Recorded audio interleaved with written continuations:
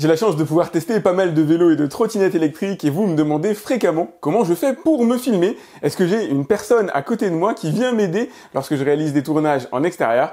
Eh ben aujourd'hui, je vous livre la solution en plus de tester la toute nouvelle Insta-One RS. Bienvenue sur AliExpress. Mon atout devenu désormais indispensable, c'est elle, l'Insta-One RS, successeur de l'Insta-One R, pour laquelle elle reprend grosso modo les mêmes codes. Elle est à peu près le même poids, à 130, entre 125 et 135 grammes en fonction des configurations que vous allez choisir, avec 7 cm de large, 5 cm de haut, un petit peu moins, 4,9 et 3,2 cm d'épaisseur. Et ce qui fait son véritable atout charme par rapport à la concurrence, c'est ça. Vous n'avez plus besoin de choisir entre acheter une caméra à image aplatie et une caméra à 360 degrés. Le meilleur des deux mondes se trouve ici. Et le fonctionnement est simple, c'est le moins qu'on puisse dire. Vous retirez la batterie, alors de 1445 mAh, qui a été augmentée par rapport à la précédente génération où on avait une 1190 mAh.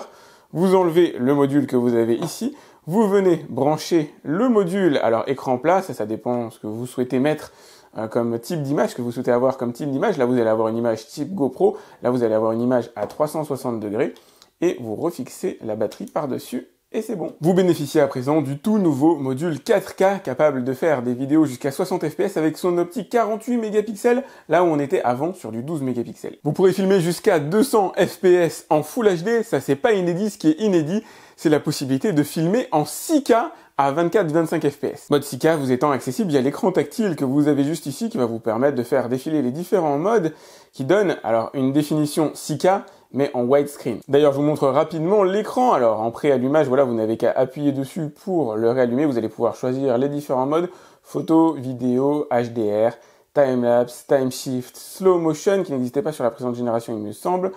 Le mode boucle, le mode 6K, le mode rafale, burst, star lapse, le mode nuit, évidemment. Hop, je vous montrerai, alors j'espère, si je peux, un certain échantillonnage de toutes les capacités de la caméra. En balayant de bas en haut, vous allez accéder aux vidéos que vous avez tournées précédemment. Donc là, pour le coup, j'ai tourné une vidéo en 360 degrés.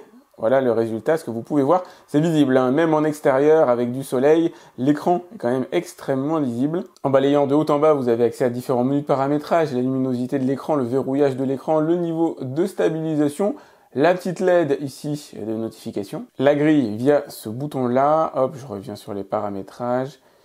Ici, vous avez la rotation automatique de l'écran, ça peut toujours être utile. Le mode voix, en tout cas l'utilisation de la voix pour piloter la caméra, le mode Quick Capture et les paramétrages supplémentaires. Alors je vous les montre rapidement, mettez sur pause si jamais vous voulez les voir avec un peu plus de détails. Je ne vais pas tout vous parler, tout vous montrer à l'intérieur de cette vidéo non plus, sinon elle va durer voilà, un temps interminable. Une caméra en règle générale, on peut en parler pendant des heures, tellement il y a de choses à raconter. Je vais rapidement vous montrer l'optique à 360 degrés qui élargit forcément un petit peu la caméra. Je filme toujours en 5,7K comme sur la précédente génération. C'est elle que je vais utiliser dans la plupart de mes vidéos en mode, on va dire quick shot, en appuyant sur le petit bouton qui est juste ici, même quand la caméra est éteinte, vous lancez immédiatement l'enregistrement, vous appuyez sur celui-là si jamais vous avez envie d'accéder aux différents paramètres. J'utilise souvent d'ailleurs la partie HDR. Et franchement, c'est absolument génial. Alors, je vais vous montrer rapidement ce que ça donne. Je vous montre très rapidement un exemple. J'appuie sur le bouton pour lancer la capture. Il faut aller une grosse seconde pour la capture se lance. Vous avez tout qui est filmé. Voilà, ce qui se passe bien sûr devant la caméra. Là, moi qui suis en train de parler et de filmer en même temps, la possibilité d'activer le multiview. Et voilà le résultat que vous verrez dans un instant. Une vidéo que j'ai prise directement sur la plage d'Arcachon, sur laquelle je me suis amusé à comparer, alors bien sûr, les optiques de la Insta-One RS, mais aussi ma GoPro 8. C'est presque une évidence, mais la caméra est étanche jusqu'à 5 mètres avec un petit regret. Le compartiment que vous avez juste ici, qui va abriter notamment, alors bien sûr le port de chargement en USB-C, mais surtout la carte micro SD, est tenue par un petit fil qui a tendance à se défaire. Voilà, en tirant un peu dessus, on peut l'enlever. Et sur ma précédente caméra, j'avais perdu ce petit capot qui rendait la caméra étanche. Bon, je vous ai pas mal dégrossi le tableau, là il est temps d'aller en extérieur pour voir ses capacités réelles. Voilà maintenant sur l'optique 360 degrés avec le fameux stick invisible. Et normalement, vous ne devriez pas le voir. Le stick se trouve dans ma main droite à cet instant précis. Et alors, je sais pas si c'est généré automatiquement en post-production ou si c'est lié à un angle mort, ça me paraît assez peu probable sur cette deuxième théorie. Mais la perche est bel et bien invisible. Normalement, vous pouvez voir un moignon flotter. Alors, vous pouvez voir bien sûr mon bras, ma main. Elle n'est pas totalement bien définie, évidemment. mais la perche a été totalement gommée. Et ça, c'est franchement génial. C'est ce que j'utilise dans mes tests de trottinette et de vélo électrique. Et ça a tout changé dans ma manière de filmer. Et pour ceux d'entre vous qui vous demandez encore à quoi peut servir une caméra à 360 degrés, eh ben dites-vous que c'est l'assurance de ne jamais rater votre cible. C'est l'assurance de toujours avoir ce que vous voulez filmer directement dans le champ de vision de la caméra, puisque ça filme tout, que ce soit en haut, en bas, à gauche, à droite, devant, derrière, ça filme tout partout et c'est absolument génial. Et en post-production, vous pouvez en plus monter votre visage sur la scène que vous avez filmée, puisque votre visage est filmé dès lors que vous tenez la caméra dans la main, systématiquement. Ça c'est génial, c'est ce que j'utilise, on va dire, le plus souvent.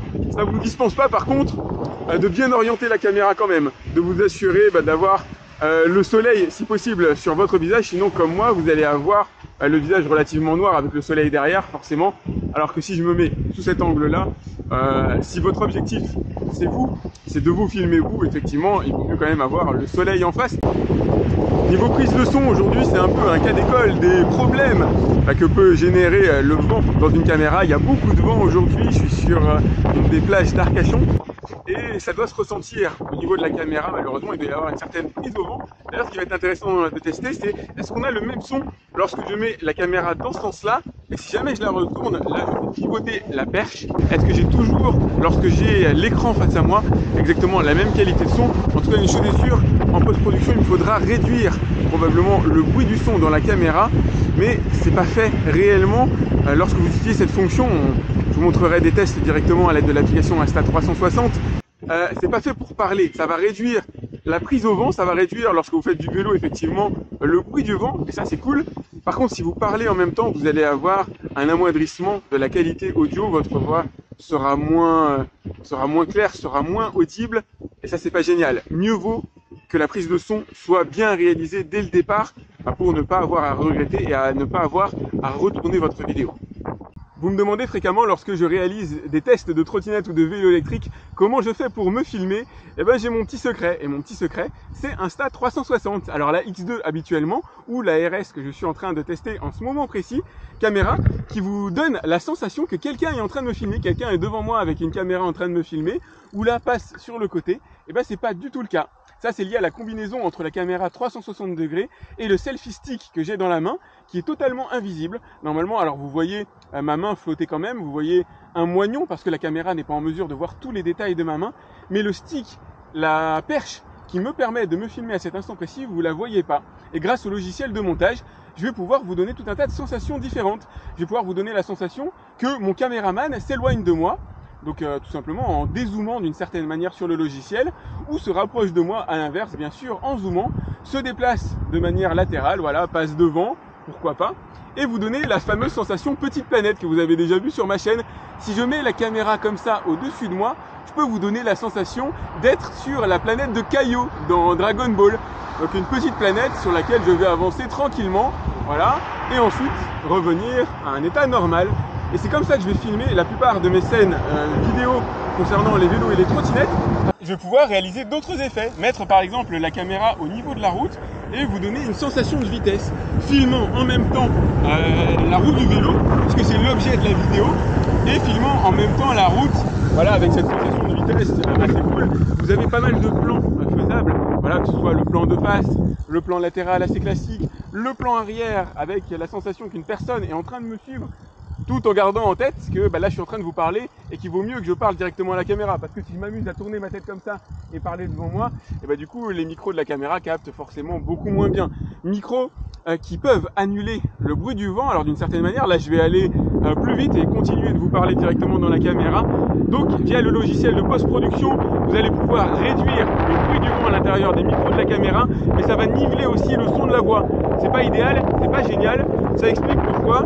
Alors je filme déjà sans casque, mais je filme surtout à allure très réduite. Je vais filmer autour de 8-9 km/h pour avoir le son le plus propre possible, parce que faire de la post-production sur du son, c'est voilà, c'est de l'ordre quasiment de l'impossible. Il faut retourner le plan de manière générale si vous voulez avoir un son de bonne qualité.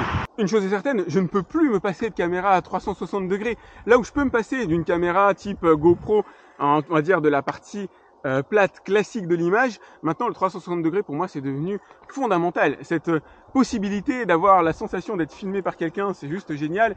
couplé au fait que maintenant je ne rate plus mon sujet. Alors là, pour le coup, le sujet c'est moi, mais imaginez-vous en vacances au ski avec les reflets de lumière dans la neige, le soleil éventuellement pas loin des montagnes aussi. Combien de fois j'ai raté mon sujet parce qu'il y a pas mal de monde, parce que c'est des petits points au loin. Avec une caméra à 360 degrés, vous ne ratez absolument rien. Tout simplement parce que ça filme tout à 360 degrés. Tout ce qui se passe autour de vous, vous ne ratez plus aucune scène. Ça, c'est vraiment génial. Là, ce que je vais faire, c'est vous montrer comment j'utilise le logiciel de post-production qui me permet de réaliser tous les effets que vous voyez à l'intérieur de mes vidéos.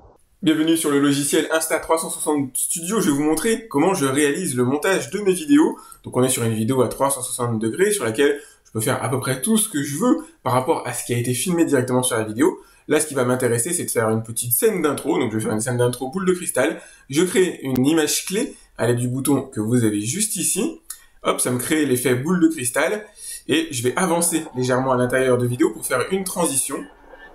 Voilà, jusqu'ici. Transition vers mon visage, tant qu'à faire. Alors là, je ne parle pas à l'intérieur de cette vidéo.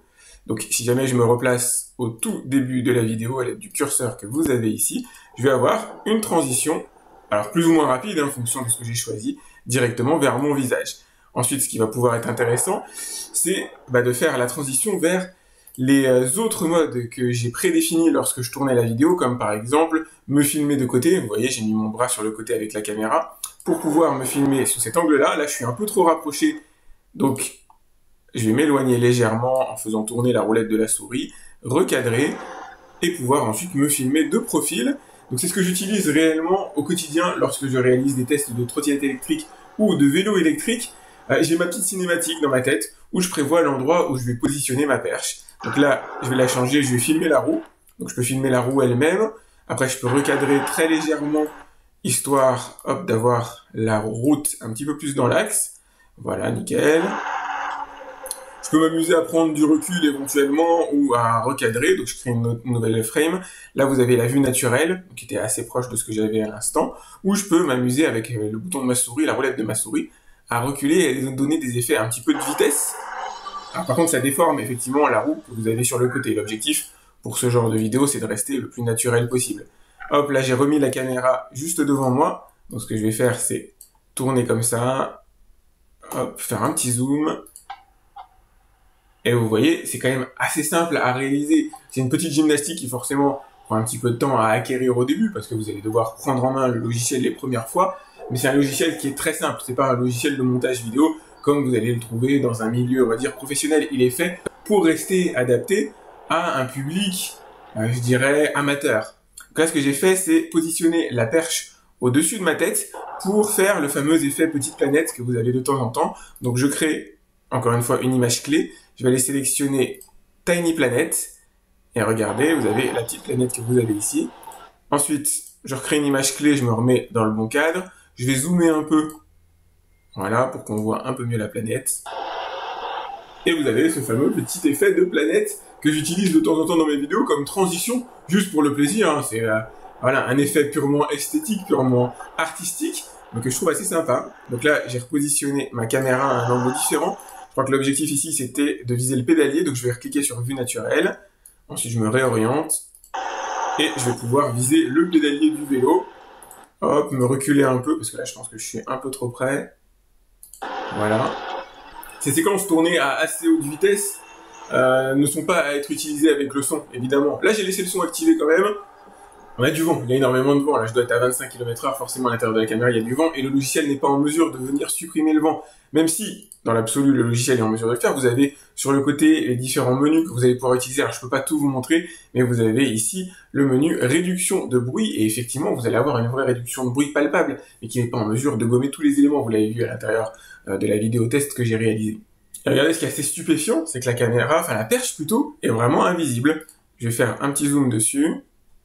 Hop, on va vraiment essayer d'aller au plus près de la perche. Alors vous pouvez voir qu'effectivement, il y a mon bras qui tient quelque chose.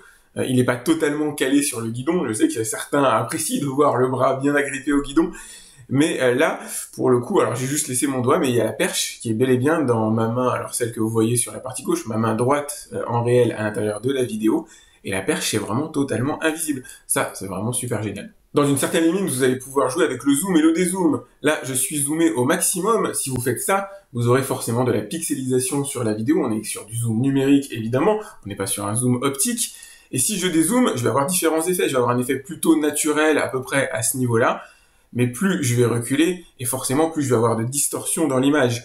Plus je vais avoir, voilà, cet effet, comme vous avez ici, où je peux même, on peut me donner l'impression que la route est sans fin. Alors là, j'ai un mauvais angle sur la caméra, je vais vous montrer en passant, voilà, juste avant.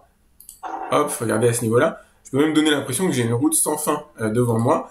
Donc c'est des effets assez cool avec lesquels vous allez pouvoir jouer et qui peuvent vous trahir de temps en temps si jamais ils sont mal gérés. À vous de trouver l'effet idéal en fonction de votre objectif. La conclusion pour moi est simple, les caméras de Insta360 et notamment la partie 360 degrés est devenue totalement indispensable pour ma chaîne. Je serais perdu si jamais j'avais pas ce genre de caméra et j'envisage même pas d'autres solutions pour venir tourner mes vidéos tant c'est pratique de pouvoir mettre la caméra sous l'angle que vous voulez et finalement vous concentrer sur les choses importantes, sur ce qui se passe autour de vous ou tout simplement ne pas vous concentrer et faire en sorte que la caméra filme partout et qu'en post-production vous puissiez faire les ajustements que vous vouliez. Et effectivement, la limite, elle est là. Il faut avoir envie de faire un peu de post-production avec une caméra à 360 degrés pour venir tirer réellement la quintessence des images que vous avez prises. Sinon, il suffit d'investir dans du flat, et ça tombe bien, avec la RS, vous avez le choix entre les deux. Vous m'excuserez quand je vous dis du flat, je parle bien sûr de l'optique 4K que vous avez ici, de l'image à plat, qui se challenge tout à fait par rapport à une GoPro, qui va peut-être contenir dans ses dernières versions un peu plus de raffinement en côté image, mais comme on a une très belle image avec la caméra Insta360 de manière générale, et qu'en plus vous bénéficiez de l'optique 360 degrés, pour moi ça s'impose clairement en combo si vous avez besoin de la partie 360 degrés. Là, je vous ai montré de quelle manière moi j'utilise la caméra au quotidien, mais il y a encore beaucoup d'autres méthodes, beaucoup d'autres fonctions associées à l'Insta-One RS. Si je vous les montrais toutes, il faudrait véritablement transformer cette vidéo en court-métrage, mais je vais essayer de vous montrer un petit condensé, un petit florilège, avec par exemple le verrouillage d'horizon, le ralenti 8x, le contrôle de la caméra directement avec l'application, ça mériterait effectivement que je vous fasse un petit passage directement moi, avec les fonctions que je vais utiliser directement sur l'application Insta360, installable sur iOS et bien sûr sur Android, le Deep Track pour se caler sur un sujet avec l'objectif 360 degrés, le Cinelap, le Center Stage, le Clone Loop, le Freeze Show et la webcam. Bref, en matière de fonctionnalité, elle est complète. Et pour avoir toutes ces fonctions à votre disposition, le prix se rapporte d'une GoPro Hero 11. Je vous ai mis le lien directement dans la description pour aller voir combien elle coûte à l'heure actuelle. Croyez-moi, ça vaut le coup d'aller jeter un petit coup d'œil. N'hésitez pas à liker cette vidéo, c'est important. À vous abonner si c'est pas déjà fait. Laissez-moi un commentaire si vous avez des questions concernant cette caméra. Vous pouvez me les écrire directement en dessous de la vidéo YouTube. J'essaie de répondre à tous mes abonnés. Et moi, je vous dis à très vite pour un autre test sur AliExpress. Salut! Ah, je pouvais pas vous quitter sans faire un petit test sous l'eau. Petit test en définition 6K.